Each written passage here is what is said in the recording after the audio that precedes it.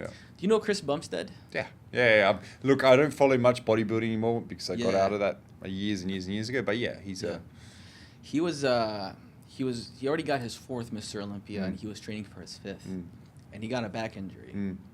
At the same time, his wife was pregnant, and he was dealing with a lot of these external problems, and he said, I think I'm gonna quit. Yeah. And he was thinking about it. He realized, like, if he quit, he's not quitting because he wants to. He's quitting because he's scared.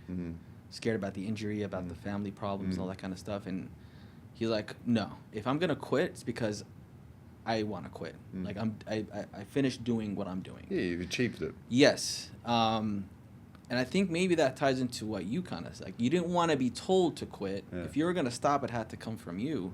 I think there's competitiveness there, maybe a little bit. You know.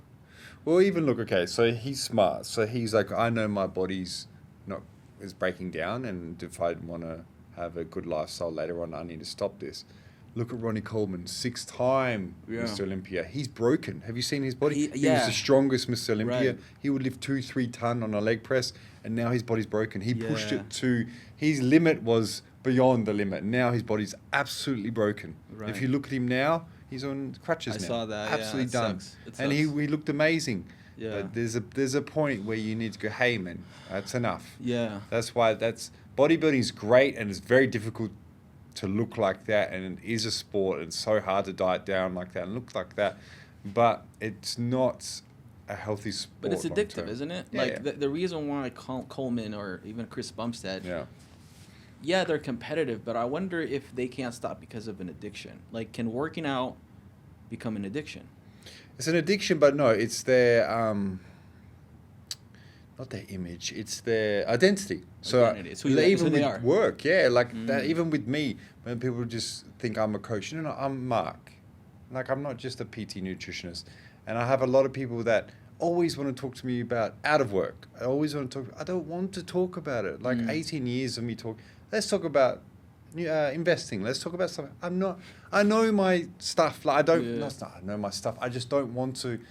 It's not me. It's not me all the time. And I think you are more than this thing. Yeah. Yeah. There's multiple personalities. There's multiple. You have different experiences. You care about other things. Yeah. So. And I want to learn other things. I don't want to just learn. But like, I've been learning this for 18 years. You can always learn more about nutrition and training. I want to learn about other things too. I don't just want to be this one. Right.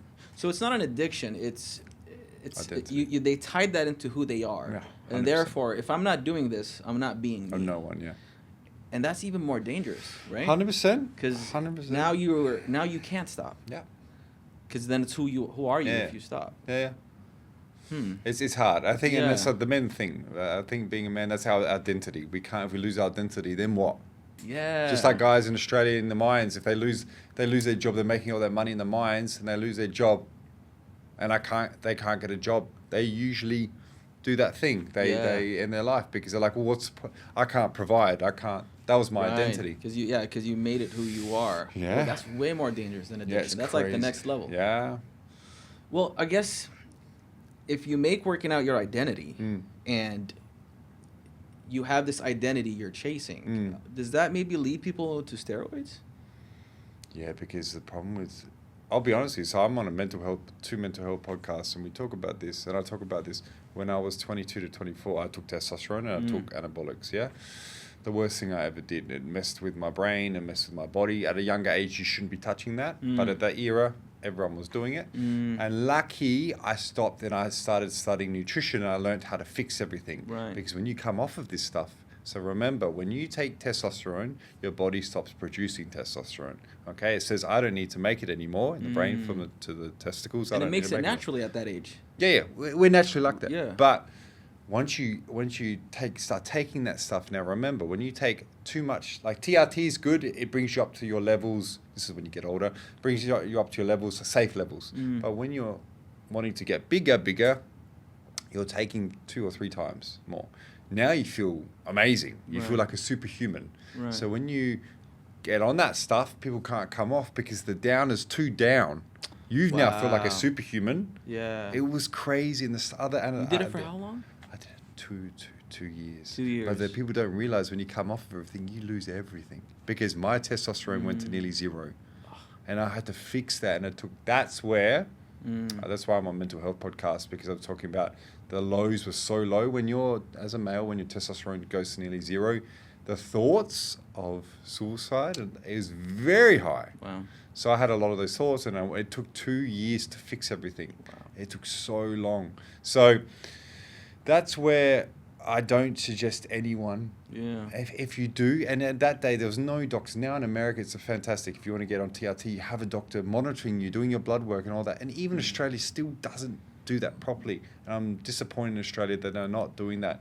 If someone's going to do it, have a doctor monitor your levels, your bloods. And America does that very well. So I highly suggest any young person under the age of 30, just don't do it. It's not worth it. The vanity's not worth it. Unless you want to be Mr. Olympia, which you're not. Yeah. There's a very small percentage, the 1% or lower than that, and you still have to have good genetics at the same time. It's not happening. So I highly suggest everyone under the age of 30 or 30,